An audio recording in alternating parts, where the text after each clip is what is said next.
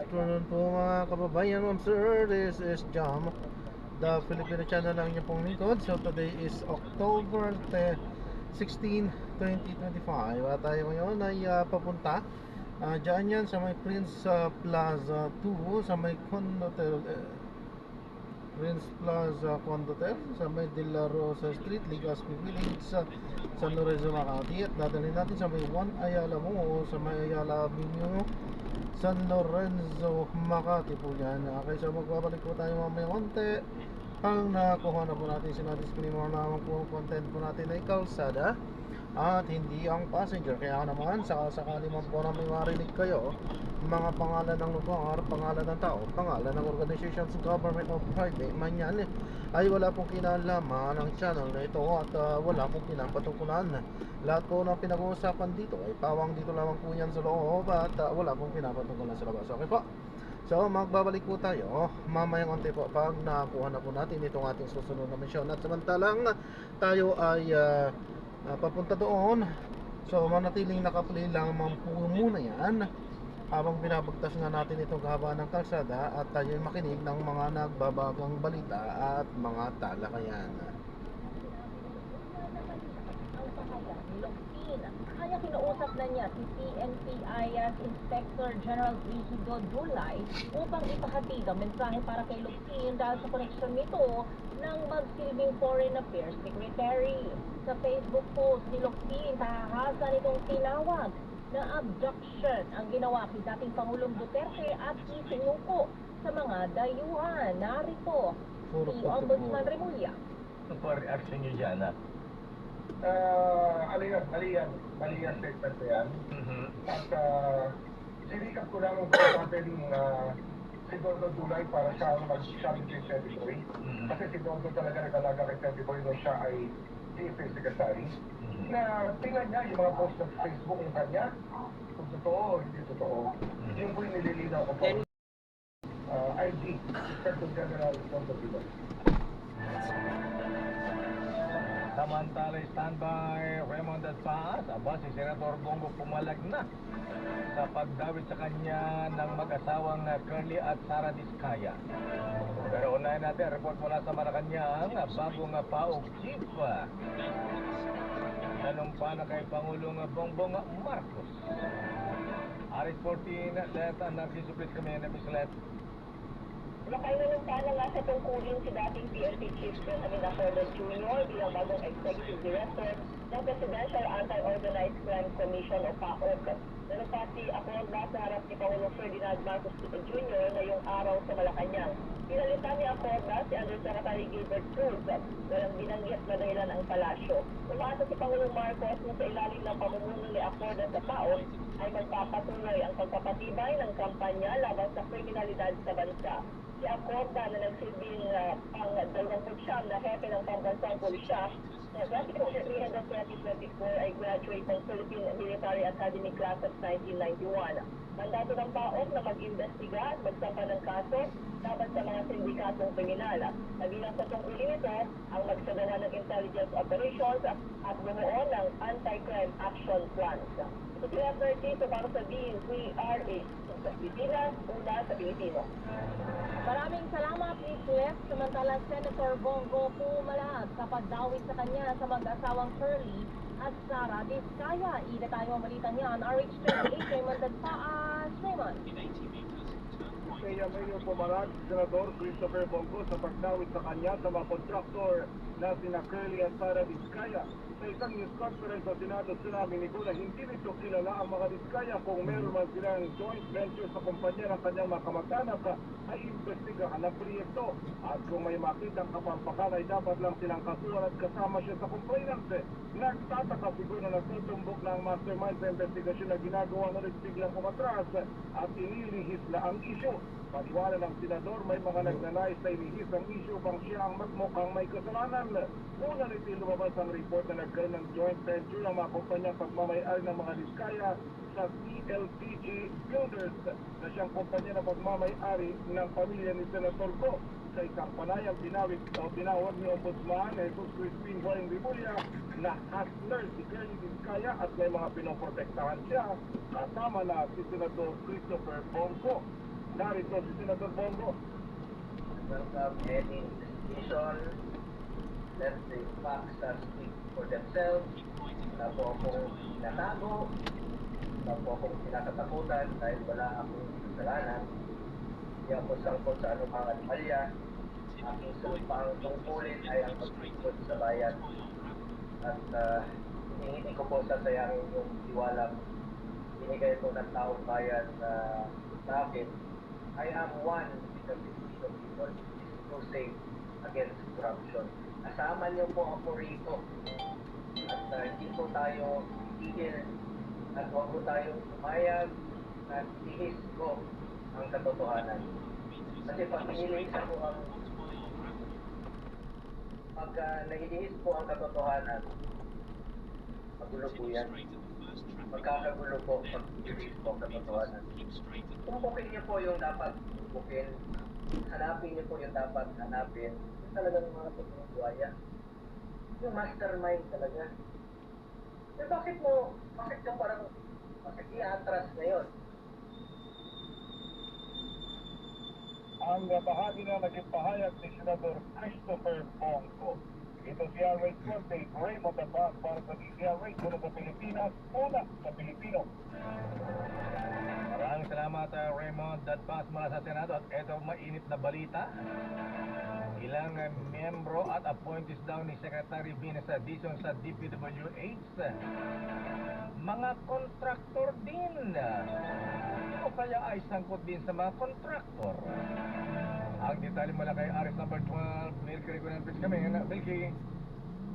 Nakaya meron umanong miyembro ng team at appointees ni DPWH Secretary Vince Dizon na kontraktor ng gobyerno o di naman kaya may kaugnayan sa mga kontraktor. Ito ay binungga ni Representative Leandro Leviste ng 1st District ng Batangas. Ay kay Leviste may mga nagsabi sa kanya ng naturang impormasyon at alam din umano ito ng kanyang mga kasamahan sa Kamara.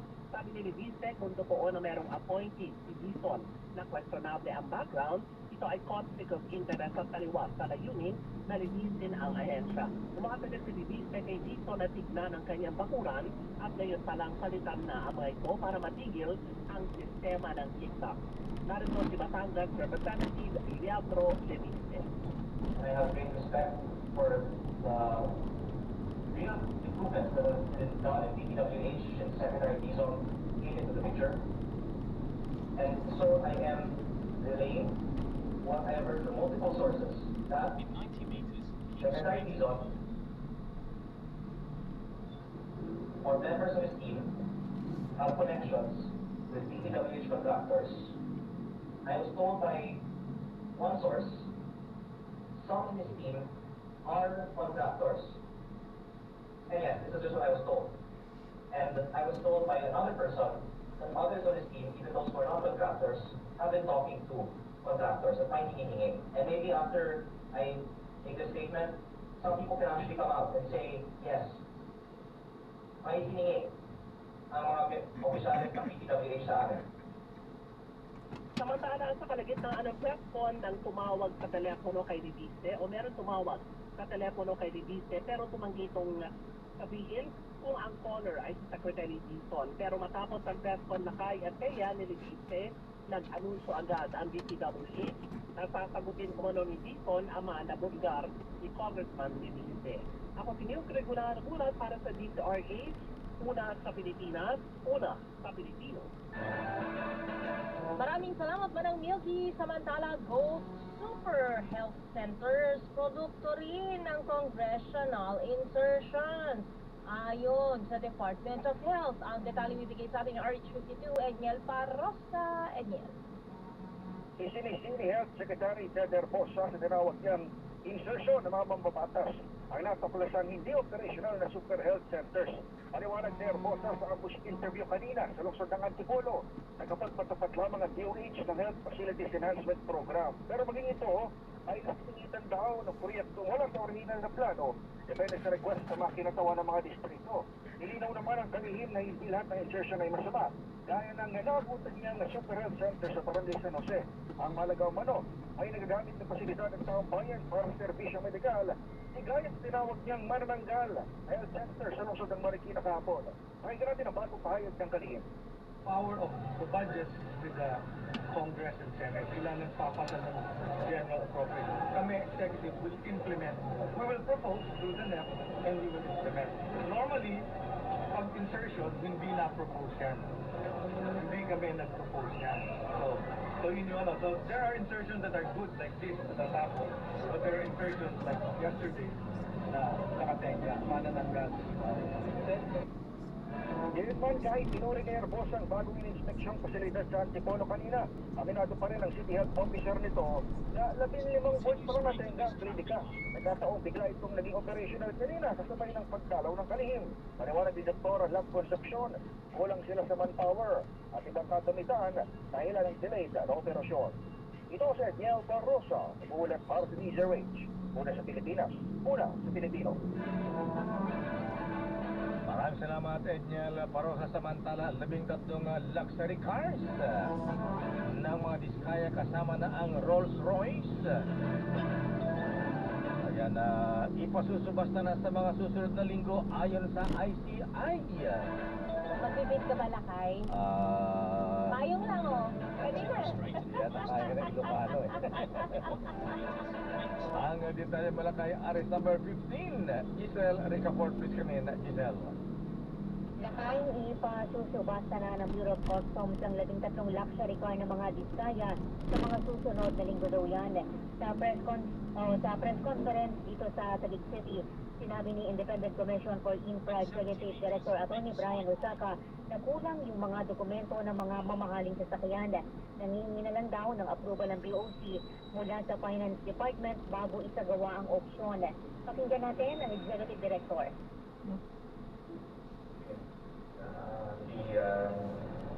Commissioner Ariel Nepomuceno shared to us that the 13 luxury cars with them, they found that there were some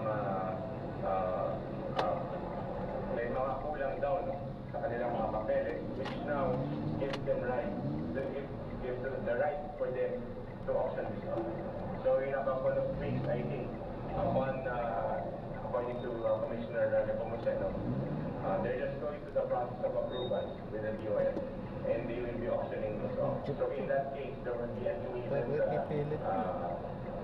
recovery with regard to these cars. Yung what pabenta sa mga Sinabi pa ni Osaka na tinatay ang 5 bilyong piso na ang napulis ng Anti-Money Laundering Council mula sa 2,800 na mga account sa ugnay ng mga anomalya sa mga proyekto sa flood control. Inanunsyo rin niya na bubuo na raw ang komisyon ng isang technical working group upang mapabilis ang asset recovery o pagbawi sa mga ninakaw na kaba ng bayan. Magiging miyembro niya nito yung mga kinatawan mula sa iba't ibang ahensya ng pamahalaan. Ginawa ni Osaka ang pahayag kasunod ng asset recovery meeting ng komisyon kanina kasama yung halos 20 mga ahensya ng gobyerno, kabilang na yung DPWH, DOJ at ang Bureau of Customs. Ito si Giselle Ricafort para sa DZRH una sa Pilipinas, una sa Pilipino. Maraming salamat, Giselle. Samantala, kaap naglabas ng NOTAM. Idinagdag ang Mayon Volcano sa Flight Safety Advisories dahil sa aktibidad ng bulkan. Idatayin mo ang balitang yan, RH27 Noche Kakas Noche. Ngayon sa Lakay, pinalawak ng Civil Aviation Authority of the Philippines o CAAP ang kanilang Flight Safety Advisory upang isama ang mga lugar na nakapalibot sa bulkan Mayon, kasama Butusan, Tanlaon at Taal dahil sa patuloy na aktibidad ng mga bulkan. Nalayong matiyak din ng CAAP ang kaligtasan ng mga operasyon ng paglipad, kaya naglabas ng updated na notice to airmen na epektibo kanina umaga hanggang October 17, 2025 sa ganap ng alas 9 ng umaga. Dahil dito, naiklit na pinapayuhan ng CAAP ang lahat ng flight operator na iwasan ang paglipad malapit sa mga bulkan na summit at patuloy na subaybayan ang mga NOTAM. Ayon sa CAAP, nanatili silang napapagbantay at mahagap sa pagtiyak ng kaligtasan ng paglipad sa gitna ng patuloy na aktibidad ng bulkan sa bansa. RH27 at sinakap DCRH, una sa Pilipinas, una sa Pilipinas. At salamatan na si Kaka sa ikinanggi ni dating DILG Secretary Benhar Abalos Jr. ang parata na may kinalaman din siya sa mga flood control projects nung siya ay nanunungkulan pa. Sabi ni Abalos, ang hapa ay bilang reaksyon sa bintang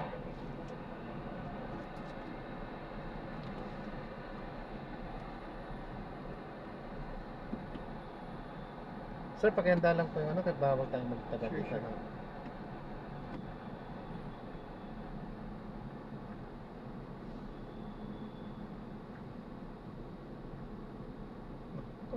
Gigilid tong bus na to.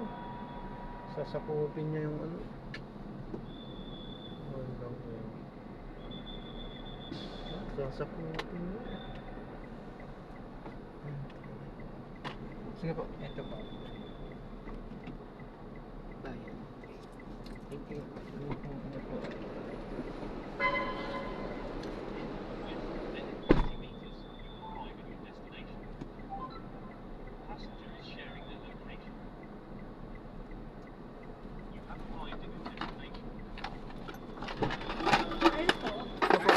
Yes po.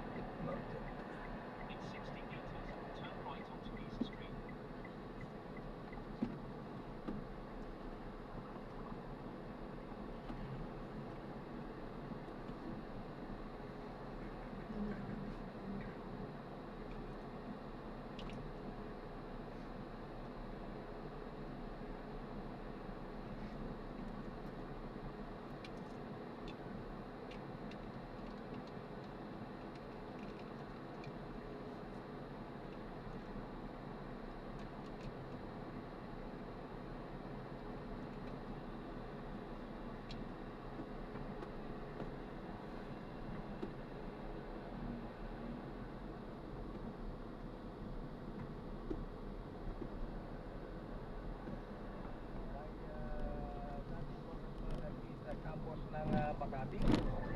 O yung City Acid at kay kaya na ng Star City, Teray Ribas. Ay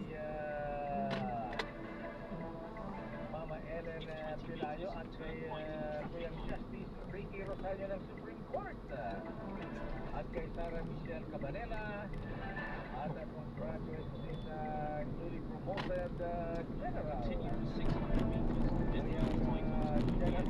General Ansel Manantana ng Highway Patrol Group. Pinabati ng mga taga-Chidoro M. Calawa, Masonic Lodge 136. Congratulations, General Marantan. At ating balita mula sa abroad, tourist pa sa India abay biglang nagliyab.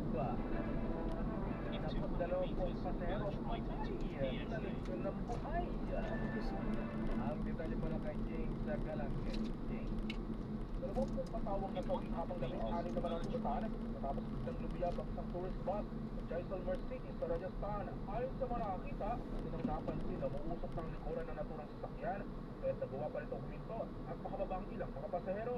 Agad dito nagliyab at mabilis na kumalat ang apoy. Sa inisyal na investigasyon, maaaring electrical shortage umano na naging sanhi ng sunog habang ang sirang pintuan naman ng bus ang naging dahilan kung bakit mataas ang bilang ng nasawi. Ayon kay Police Superintendent Kailash Dan, yan ay dahil nakita na karamihan sa mga labi ng pasahero ay nasa gitna kung maaaring nagpupumilit sa kalabas ng sasakyan. Ito, Galangin at Research TV, una sa Pilipinas, una sa Pilipino.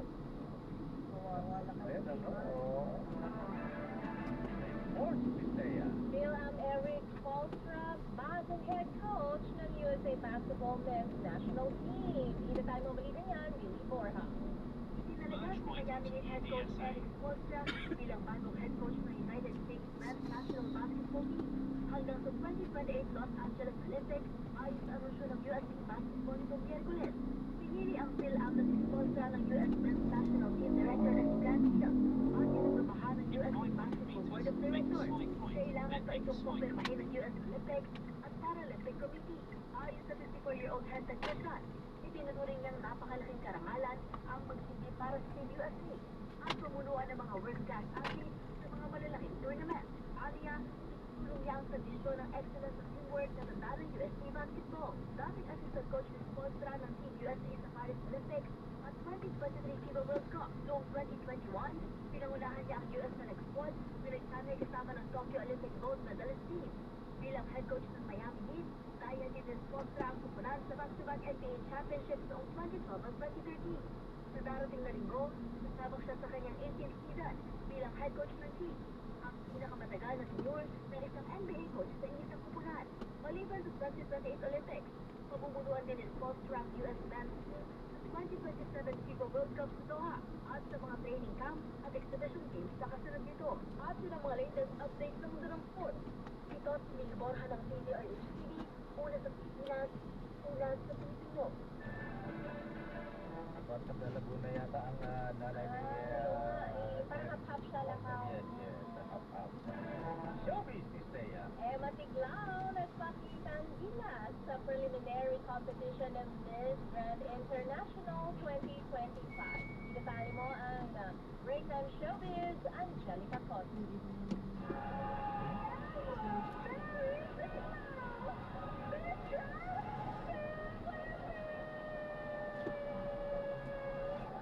Nagpakitang gilas sa preliminary competition ng Miss Grand International ang pambata ng Pilipinas na si Emma Mary Tiglao. With grace and confidence, isang red gown na gawa ng designer na si Ryan Ablada Uson ang inirapan ng 30-year-old Kapampangan Beauty Queen. Habang sa swimsuit round, abay talagang laban na laban. Sing with charisma si Emma. Sa ngayon, patuloy naman ang kampanya ng Miss Grand Philippines Organization para makasecure ng spot sa top 10 si Emma sa pamamagitan ng pagboto sa www.missgrandinternational.com/contestant. Una riyan, nagala Kapampangan Goddess ang Miss Beauty Queen sa kanyang hinirapan national costume. Nakatakdang ganapin ang Coronation Night October 18 sa MGI Hall sa Bangkok, Thailand, kung saan susubukan ni Emma ang hashtag back-to-back wins, mas makikita sa sanay ikalawang Miss Grand International crown ng bansa. At yan, latest sa mundo ng mga sikat. Ito po ang inyong showbiz angel ng PRH TV, una sa Pilipinas, una sa Pilipino. Maraming salamat sa Angelica Cosme. Grabe naman yung pinto niya sa... Malakay. Hindi na yung powers ko. Parang tibak na yan. Oo, hindi ko kakayan. Super tanga, no? At para sa mga nagtatago ng dollar dyan, ayon sa ating business correspondent, Mr. Michael Ismaykay. Nagsara pa rin ang business sa halagang 58 pesos and 10 centavos per dollar. Takas tayo ng talagalay. Bumaba kasi kahapon nagsara 58.05. Tumaas na naman ang palitan. At yan ang muna natin para tutunan ng break time. Ako po si Daya Makalma. Nakay bago ako magpaalam, lubos ko ang pakikiramay sa pamilya ni Manolito Ambo Flores at sa kanyang pamilya po. Maraming po salamat sa inyong mga pagtulong. Nakasama po ako sa Thea Petro Carpus. Mabalansyadong balita susunod na Henry Uri at Miss Day, Karen Oyong. Oras, alas 5 na Nakiusap pa siya doon sa mga witness, hindi lang sa mga diskaya, hindi lang dito sa mag-asawang diskaya, kundi sa rin ang witness na nagsabi kayo ng totoo kung gawin po natin talaga yung Master Mike. Papunta mo papuntang doon sa Master Mike May ganon, baka may tinaanan niya. Wala nga pong pumasok. Ano nga masasabi niya doon, Old Senator? Siya po yung Master Mike Sabi nga ni Ombudsman Remulla, siya yung nasa likod nito yung sektor narco at itong mga diskaya. Kaya yun ang kailangan na mapapiga pa ng DOJ. Pero itong ipapahid ko na kaso sa kanya na plunder, ito lapat na lapat ito sa issue.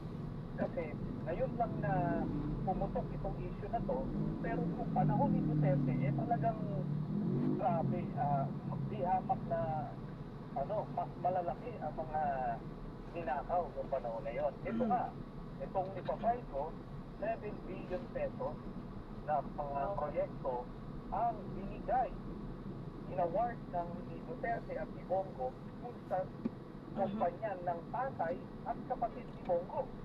Ito maliwanag yun. Yun po ang definition po ng plunder. At hindi naman po makukuha nung tatay niya at kapatid niya itong bilyon na proyekto na to kung hindi dahil sa influensya nila ni Duterte. So hindi na kayo bago na dati na pag dumating na yun, makasama sa ganitong klase ng mali ang pangalan ni Senator Bongo, Senator? Opo, dati lang kasi kontrolado nila yung social media at yung kumbaga yung buong lipunan nun parang na-hypnotize nila. Kaya kahit namamahos na ako, makasito kung gano'n makurakot yung mga ito, hindi ko napapansin. Pero ngayon, na nakita mismo ng mga kababayan natin kung gaano kalala yung sitwasyon, ngayon bukas na sila dito sa aking mga aligasyon. At ito po sa akin, dokumentado hindi ako nag-privilege speech lang o nag-press release na tinuturo ko sino-sino. Ito po mga kontrata ito galing sa DPWH at COA. Kaya pagkasampa ko nito, dire-diretso po ito. Kasi kaya ako naman naitanong dahil ng mga panahong yon na mga pinapakit nyo rin na Senator Zani, parang naging concentrated kayo kay dating Pangulong Digong, di ba? Hindi gaanong nakaka-highlight ang pangalan ni Senator Bongo, Senator Zani. Actually, dalawa sila doon. Kasama sila sa plunder team na yun. Kasi, di ba sa yung sidekick ni Digong maniniwala ba kayo na makukuha nila yung 7 billion na yun? Kung hindi dahil sa influensya nilang pagkasama, di ba? Pagkaya tungtong-bitukan nila sa kasama yan. Marami po tayong na halukay na iba't ibang animal yan ng panahon ni Duterte. Kaso, yun na nga, nabalot ng takot kasi, di ba, dahil sa mga patayan, pati yung iba't ibang institusyon, hindi na nakiko. Ngayon, ito na ngayon, lumalabas. So, hindi natin titigilan itong mga ito. Ilang usapin niyang nakapalod dyan sa isasampan yung plunder, Senator? Ano po, Kasama rin po ba dyan yung frigate? Kasi naalala ko marami Iba po yun. Iba po yun. Ano po yung lalaman nitong mga reklamong ihahain ninyo? Ito po, mga kontrata, mga kalye, yung mga farm to market road, pati flood control project na medyo bilawin sa Vizcaya. Kaya dito mo kung paano magsinungaling na hindi nila kilala. Mismo si Mayor Vico Soto, yung sinasabi na amo nito ni Vizcaya ay si Bongo. Kasi tingnan mo, sumibol yan. Lumagong yung kanyang negosyo by her own admission noong 2016. Maniniwala ba kayo na merong sikat dyan na walang pahintulot ni Duterte at ni Bongo? Ganun lang ho kasimple yan Hindi ito mga ordinaryong mga kontratista lang. Mga stable ito yung kanilang mga kontratista para pagkakitaan nila. Senator Sani, napakita na rin lang mga Vizcaya. Kahapon, officially, nag-withdraw na sila na hindi na sila makikipagtulungan dito sa investigation. Anong top mo rito, Senator? Yun na po, anong tayo dahilanan? Kasi nung tinatanong siya, tungkol sa mga kontrata niya, na ito yung kumpanya ng tatay ni Bongo, ayaw na umamin. Hindi pwede yan. Diba? Yung pinoproteksyonan niya. At CLPG mismo, yan yung pangalan ni Bongo, Christopher Lawrence Sorogo. Diba? Tapos sasabihin niya wala daw siyang kinalaman nun. Hindi pa rin sa pinapanganak, meron na bakit may initial na niya? Pinaglaro ko naman tayo, huwag naman ganun. ang kiniklaim ng mag-asawang Diskaya, ang naging dahilan ng kanilang pag-attract para sa application na maging state witness. Eh dahil doon sa komento na ng ICI na wala daw lista ang parang ano ba, potential na maging state witness. Wala ba talagang potential itong mag-asawa na maging state witness? Alam niyo, depende din nga kasi yan eh. Pag nakita mo yung, yun nga yung mga conditions mula then Secretary Boy Tribuya na kailangan solid yung lahat. Tapos nakita niyo yung report. Tapos walang protection. Kasi kung sila Diskaya, kaya ang lakas ng luwas nito may una, sinalang sila dito. Ito si Marcoleta yung Blue Ribbon Committee nun. O, nalaman natin, nalaman ng ang mga kababayan natin through crowdsourcing na yung asawa pa rin ng Marcoleta ay independent director ng insurance company na ginagamit palagi ng mga Diskaya. Di ba magkakadugtong yung kanila? Lipungan nila dito. So, kaya gano'n. Pero ngayon na iba na. Iba na yung Blue Ribbon Committee, iba na yung investigation, kasi pinitiganan na dun sa saan ka nagsimula? Paano ka lumaki? Di ba? So, siya makakakuha ng ganyan mga bilyong kontrata nung wala kang koneksyon. Sino yung koneksyon mo? Eh, yun na nga. Lumalabas si Pongo. So somehow, makakaganda pa rin ito dahil hindi na sila magiging state witness, hindi na sila makapamipili kung sino ang kanilang ilalaglag, kung sino ang kanilang papakalanan sa kanilang dito sa kanilang, di ba? Yun na nga po. At dito na, makikita natin mismo sa mga kontrata na. Ito, plunder po yan. Ang definition po ng plunder, pagka ang pamilya mo, ikaw o pamilya mo ay nag-beneficio illegally, through legal means, ng mahigit 50 million pesos, ay plunder yun. Ang pamilya, pag sinabing pamilya, first degree of consanguinity or affinity. So, asawa mo, tatay mo, kapatid mo, anak mo, yan yun. Hindi ka pwedeng sabihin mo, wala akong kinalaman dyan sa'yo. Eh, kung pwede yan, hindi na-imagine nyo niya kung gano'ng kalaking kalokohan na yan. Mayor ka, pwede mong i-award sa kapatid mo, magsasabihin mo lang, kasi wala akong kinalaman dyan. Hindi naman ako yung kapatid ko eh.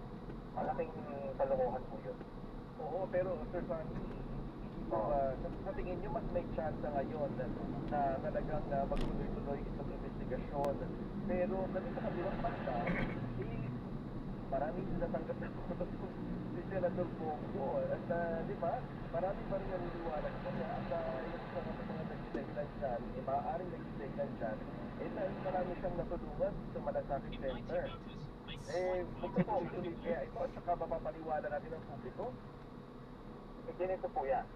Sa gobyerno din yun. Ano pa man, kahit popular yan, pero kung nagnanakaw ka, ito, Nagnakaw para sa malasakit, malaking ginagawa kasi lumang pangalan. Sa pagaling yun, di ba boto ng gobyerno rin yun?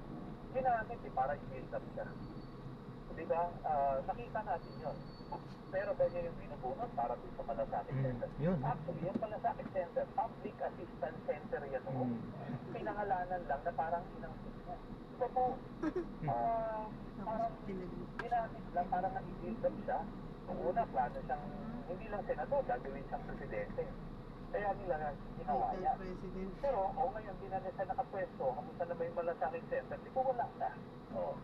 Kasi, talagang binubuhusan nila ng pondo, pero dito lumalabas na habang nagbibigay sila, mas malaki yung kinakapit. Diba? So yun lang po yan. Kahit na sa mga bumoto man kay Bongo, hindi ibig sabihin po nun na absuelto sa pagnanakaw niya. Pero lang po kasakit ang batas.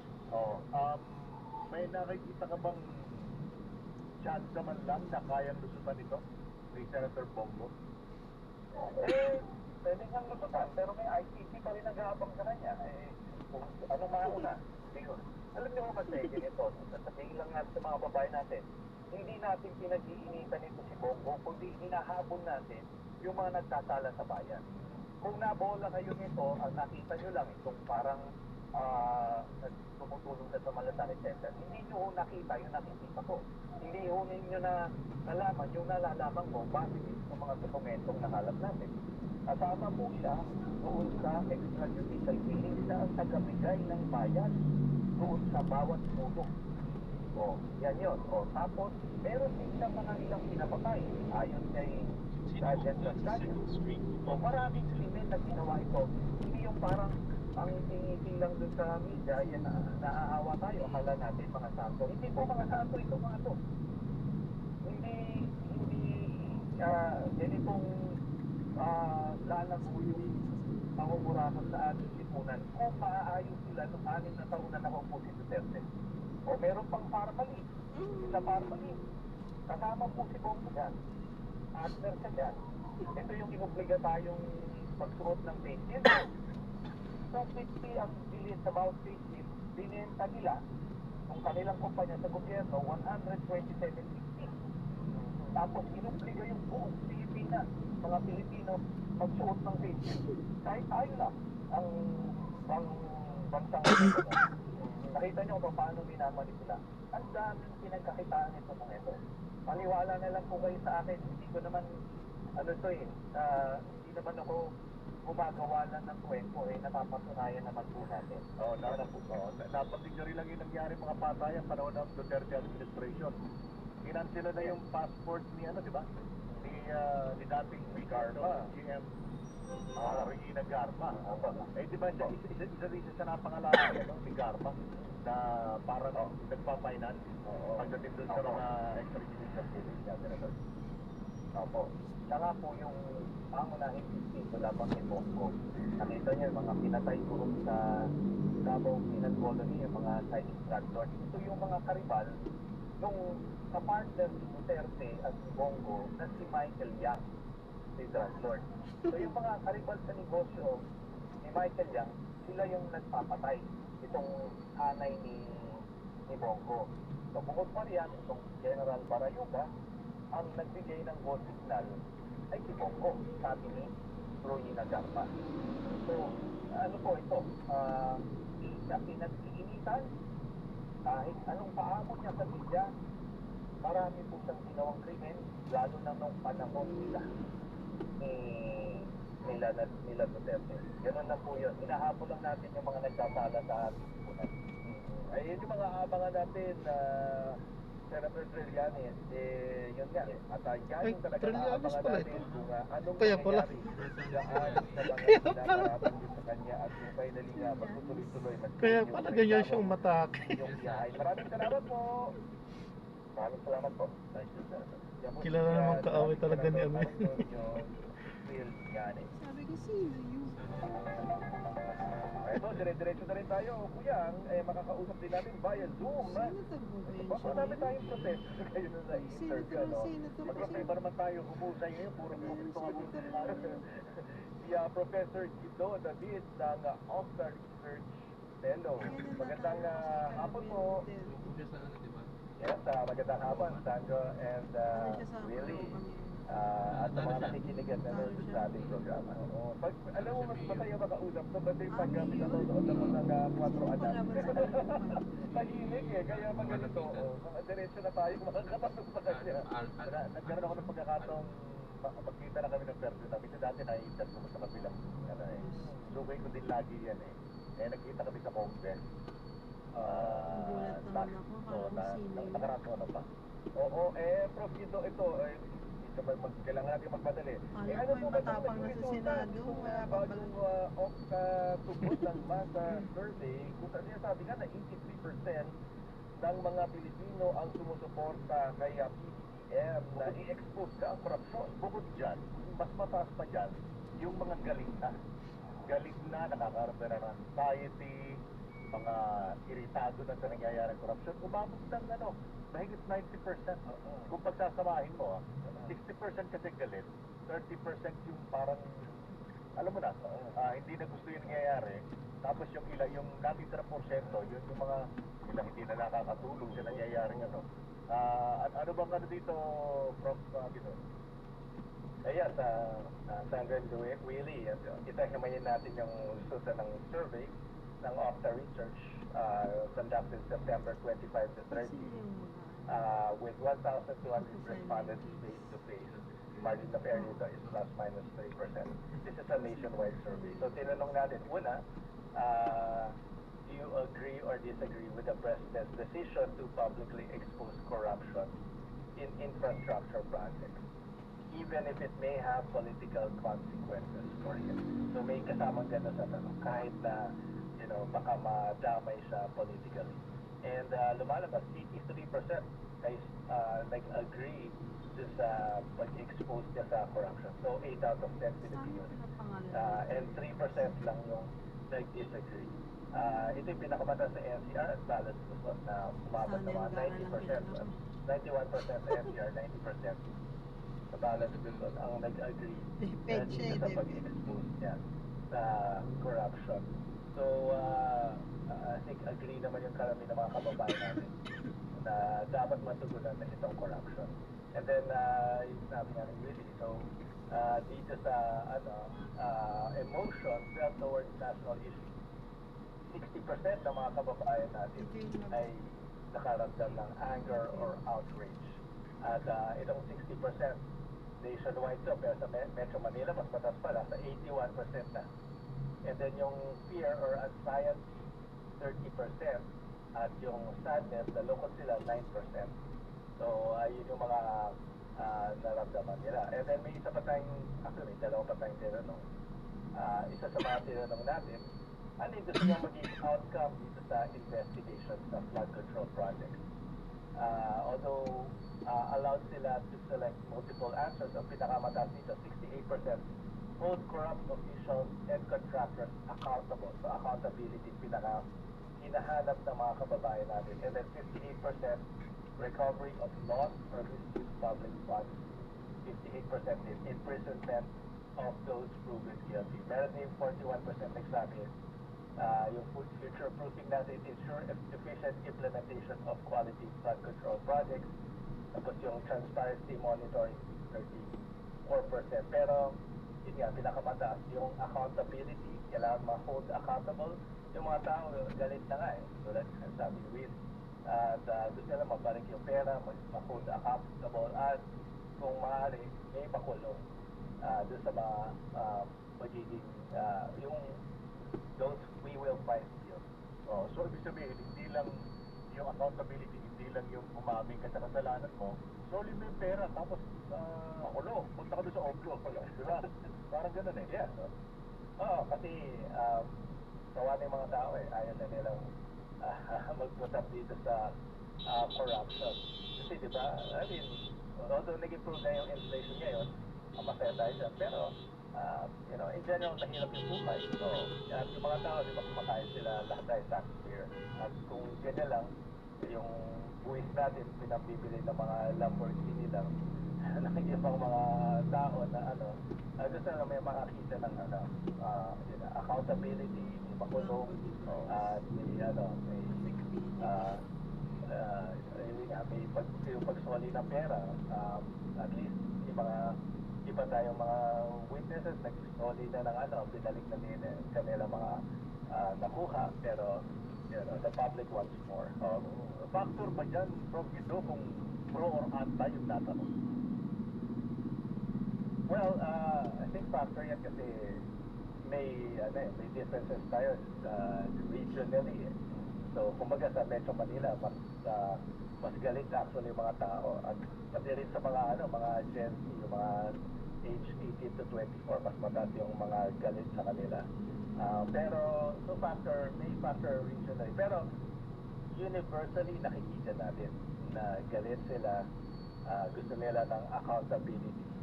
Gusto nila mabalik yung pera. Kasi kahit naman ano yung partido, ano yung kulay, gano'n pa rin naman, di ba? I mean, lahat tayo taxpayers, lahat tayo affected dito. Hindi lang affected, siyempre, yung mga nakikinabang kung kasabot tayo sa mga ganitong anomalies. Pero tayo mga masa, tayo nasa kasama sa general public, lahat tayo affected. At factor din ba dyan na lahat tayo nakaranas ng baha? Lahat tayo experience ng baha. Kaya parang At tawag dyan parang sukmulan na higangan, di ba? Parang ganun na propito, di ba? Tama yan. And yung lalo na ngayon, natag-ulan, isang constant reminder every time umuulan na nababaha. Nakikita natin na, yun nga, so napunta yung yung bilyones na pinondo natin sa flood control projects. Wala mang improvement. May mga yumaman lang.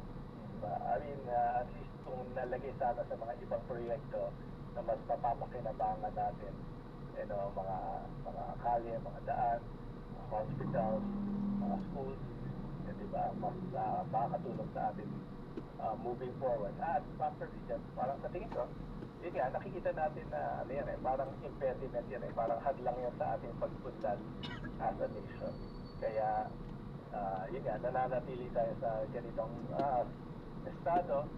May sabi nga ng mga ibang mga economic analysts, kung hindi sana nangyari, saka yung GDP natin mas mataas pa ngayon this quarter. So, talagang factor yan.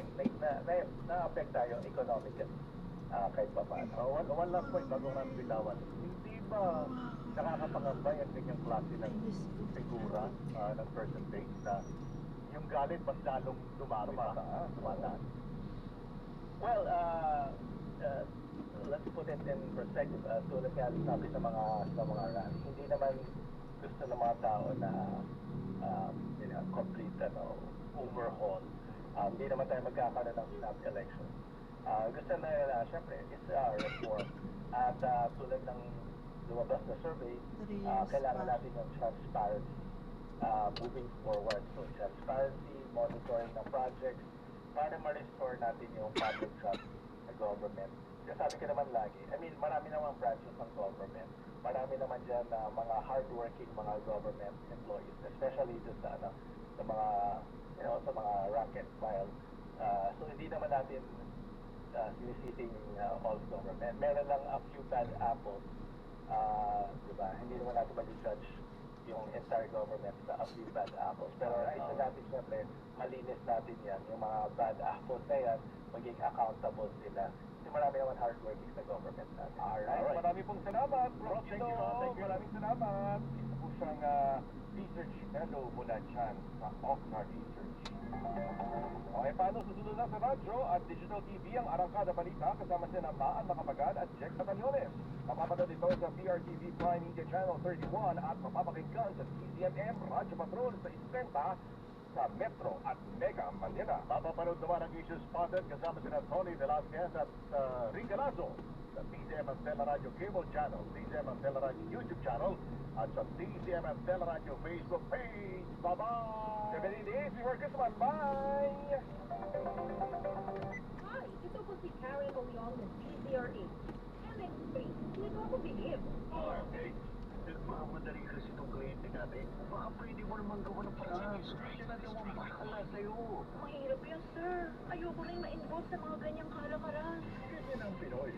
Ang Pilipino, hindi korap. Isang paalala mula sa MS3 na niniwalang mabuti ang Pinoy. RH. Manangitin, mas masarap po tenga ang tunog ng malinis na magasin. Yung kapag yung susi na dagit, alam mo walang bahid kasi yung tunog. Yan ang heavy-duty linis ng Smart Dishwashing Tape. Smart Dishwashing Tape. May double tanggaling formula, kaya tanggal sebo, tanggal bacteria pa. Yan ang Smart Dishwashing Tape. Plato, kaldero, o plastic, linis fantastic. Smart Dishwashing Tape. Para ng ATS Manufacturing Corporation. Si Mommy at si Washing Machine. Complete sa fried washing machine detergent. Hello, Washi! Hello, Mommy! Laundry day na lang. yes, para maisakatuparan ang Universal Health Care. Palalakasin pa po ng DOH ang zero balance billing dahil sa bagong Pilipinas, bawat buhay, mahalaga. TTTCMM.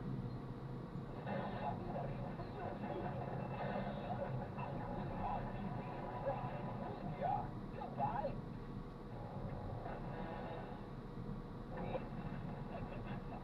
Bagong aabalan ngayong linggo.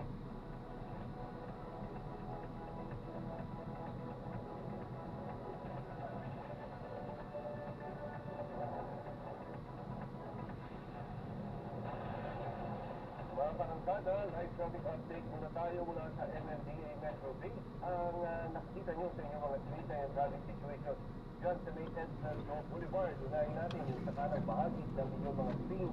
Yung mabagal ngayon at daloy ng traffic mo, yan yung northbound lane ng entrance road. So yan yung galing ng Makati, galing ng Pasay, papasok ng Ortigas area, papunta ng San Juan at papunta ng Quezon City. So yun ang gagaling ng show underpass, yun yung nagkakaroon ng build-up at habang papalapit sila ng Ortigas flyover ay mabagal ang usad ng mga sakyan. Pero ito sa service road, yung nagsikibabaw dito rito ay medyo maluwag pa naman. Yun nga lang, nagkakaroon ng build-up sa may harap nung sakayan ng bus doon sa isang mall na yan dyan sa entrance road. Samantalang sa left side ng inyong mga stream ay medyo mabagal din at lalo usad ng traffic mo. Yan naman yung southbound lane ng entrance road. So yan yung galing ng Quezon City, galing ng San Juan, papunta ng Mandaluc area. So nagkakaroon din ng build-up habang papalapit kayo sa show underpass southbound. At kung kayo ay papunta ng Makati, yun nga, nagkakaroon ng build-up between Ortigas at Shaw Boulevard. Masala. Ito naman ang sitwasyon dyan sa may Commonwealth. Dyan sa Commonwealth natin yun, ito yung papunta ng Fairview at papunta ng District Road. Unahin natin, ito na sa kanang bahagi ng inyong mga bounding ng Commonwealth natin yun. Ito yung galing ng District Road, galing ng Tulcoa, galing ng Santa papunta ng Fairview. O yung nagsakyan yung nakikita natin problema, medyo may konting build-up at mabagal na ang usad sa mga sakyan dahil rush hour ngayon. Pero kung tayo ay manggagaling ng Fairview at galing ng Novaliches at papunta kayo ng Quezon Memorial Circle, maluwag pa naman ang daloy ng trapiko sa mga oras na ito. October 16, 2025, Webes, tuloy-tuloy ang pag-aragkada ng mga balita. Narinig pa rin ang issue ng korupsyon at nakatutok pa rin ang mata ng publiko sa ginagawang aksyon dito ng pamahalaan. Manatiling updated at may pakialam sa naiinit na balita at informasyon. Kasama niyo pa rin kami sa kwento ng bayan at lakas ng masa. Sa ngalan ni Linya Corpus, ako, si Maan Makatagal. Bawat kwento ng pulso ng bayan, importante yan sa aming bawat issue, dadaanan natin yan. Kagapay nyo kami, tumakot sa hindi dapat ng patid. Live tayo sa DCMN, Radyo Saktor sa Isleta, 92.3 FM Radio Manila at lahat ng FMR station sa buong Pilipinas. Kayo din sa Signal TV, Channel 31. Ako, Jack Batallones. Ito ang Aragkada Balita. Kaso laban sa mag-asawang Vizcaya. Tuloy, ayon kay Ombudsman Oing Remulla, kilala pa ni Remulla, may pinaproteksyonan ang mga Vizcaya, kaya umurong sa ICI. Senator Bongo, handa ko man ang humarap sa anumang investigasyon dahil wala raw siyang itinatago. Abal-abal rider, kinilitan ng pasahero. Estudyanteng papasok sa eskwela, inatake ng tricycle driver, ang insidente sa pool sa CCTV. Bini Aya, naghatid ang tulong para sa mga kapwa Cebuano na naapektuhan ng lindol. Naniniwala si Ombudsman Jesus Crispin Rimulya na may pinagtatakpan ang mag-asawang contractor na sina Curly at Sara Vizcaya. Kabilang na si Senator Bongo. Posibleng manong isa dito sa mga dahilan kung bakit silang ina makapagtulungan ang mga Vizcaya sa Independent Commission for Infrastructure. Yun ang maragkadang balita ni DRTV News Correspondent Mario Campos. Walang magbabago sa kapalaran ng controversial couple contractor na sina Curly at Sara Vizcaya. Yan ang tiniyak ni Ombudsman Jesus Crispin Rimulya matapos bawiin ng mag-asawa ang kanilang desisyong makipagtulungan sa Independent Commission for Infrastructure o ICI. Rason nila, wala naman kasing balak ang ICI na magbigay ng rekomendasyon sa Department of Justice na gawin silang state witness sa gitna ng rumorolyong investigasyon sa mga anomalya sa Department of Public Works and Highways. Pero paliwanag ni Julia, mahirap mabigyan ng blanket immunity ang kaso ng mga Vizcaya. Sa dami kasi ng isyong kinasasangkutan ng dalawa. Idagdag pa rito na sila ang biggest participant sa lahat ng proyekto ng DPWH. Napaka-komplikado ng kaso at napakaraming counts sa ating sinasabi. Ano yan? Tsaka hindi lang nanggagaling yan dito sa flood control program, kundi sa lahat ng bidding na kanilang sinalihan at sa iba pang mga issue sa kanila, kagaya ng tax cases nila. Hinala pa ng ombudsman, posibleng isa sa mga rason kung bakit pinawi ang operasyon nito sa investigasyon ay para protektahan ng ilang personalidad, kagaya na lang ni Senator Bongo. Kung sasabihin natin kung ano ang assessment ko, personally, kung nakita ko, kay Colonel Vizcaya, hustler siya talaga, hustler. Yung Senator Bongo, protected. Sorry, conflict of interest. Andun pa rin naman sila, hindi naman mawawala. Ang tinutukoy ni Remulla ay ang CLTG Brothers na pagmamayari ng ama ng senador na si Desiderio Go. Natuklasan kasi na nakipag-joint venture ito sa St. Gerard ng mga Diskaya at nakasungkit ng 5 infrastructure project sa Davao Region na tumataginting sa 816 million pesos. Ani Remulla, tuloy din ang mga kasong nakabinbin sa mga Diskaya, kagaya ng tax evasion cases nito mula sa Bureau of Internal Revenue. Bali pa na kaming pinahingahanda, pero titingnan ko kung tatanong ko yung mga kasong kapag-aralan mo ng DOJ kung hinusga at nakausapin ko ang Prosecutor General tungkol dito. Target ni Remulla na makakalap ng sapat na ebidensya bago i-file sa Sandigan Bayan ang kaso nang sa ganon ay ready na ito for trial. Ilan sa mga posible pang kaso ng mga Diskaya aniya ang bribery, indirect bribery, malversation of public funds, plunder, conspiracy at bid rigging. Ako, si Mario Castro, pagkaservisyo para sa Mexico.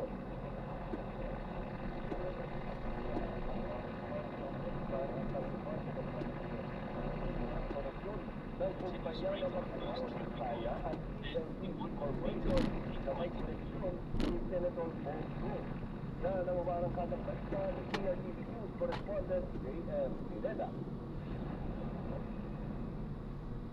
Sinasabing pumasok ang CLTG Corporation na pagmamayari ng ama ni Senator Bongo sa isang joint venture kasama ang St. Gerard General Contractor and Development Corporation ng mga Diskaya. Malalaking mga kontrata ang nakuha nila sa Mindanao na may halagang higit 800 milyong piso. We are looking at connections between Diskaya and CLTG Corporation. Yun ang usapan natin ombudsman kagabi. Nauna nang itinanggi ko ang aligasyon at sinabing walang kinalaman sa operasyon ng negosyo ng kanyang pamilya. Sabay hirit na kung mapapatunayan na may pagkukulang o pangungurakot sa mga proyekto ay siya mismo ang may berekomenda at patuwa ng mga Diskaya kahit kasama pa ang mga kamag-anak niya. Hindi naman kinatuwa ni Secretary Benedizo na ang desisyon ng kaso ng Diskaya na hindi na makipagtulungan sa NBI.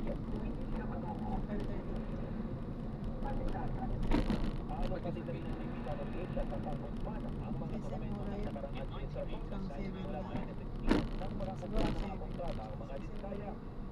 Walang differences sa mura kasi video. Kahit sino yan.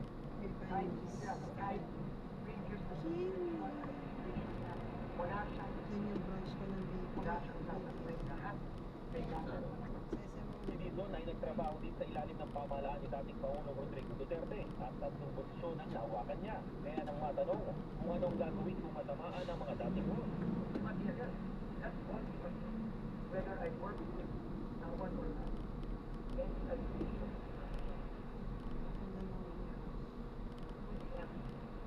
And that ang ginagawa natin sa Kasama naman kanina umaga ang DPWH at iba pang ahensya sa tulong na isinagawa sa tanggapan ng Independent Commission for Infrastructure para pag-usapan ng restitusyon o pagbawi sa pera ng bayan mula sa mga taong sakot at iniimbestigahan tungkol sa korupsyon sa mga proyekto kontra baha. Ako si J.M. Pineda ng PRTV News, nagseservisyo para sa Pilipino. Matapos sa mga akusasyong ipinapos sa kanya, iginit ni Senator Bongo na wala siyang itinatago at handang humarap sa anumang investigasyon ng ombudsman.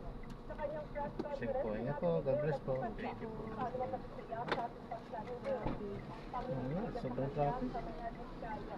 Git ng senador, hindi sasaksyon sa anumang anomalya at wala siyang kinalaman sa mga Diskaya na kasaksuyang iniimbestigahan. Ayan. Yes, so na-drop na natin sila. So back to back yan. At diniretso natin sa my BGC. Ayala Malls to BGC. Back to back. Okay, so yan. Maraming salamat po. At gagawa na po natin ng ibang video itong ating susunod na misyon. Paalam!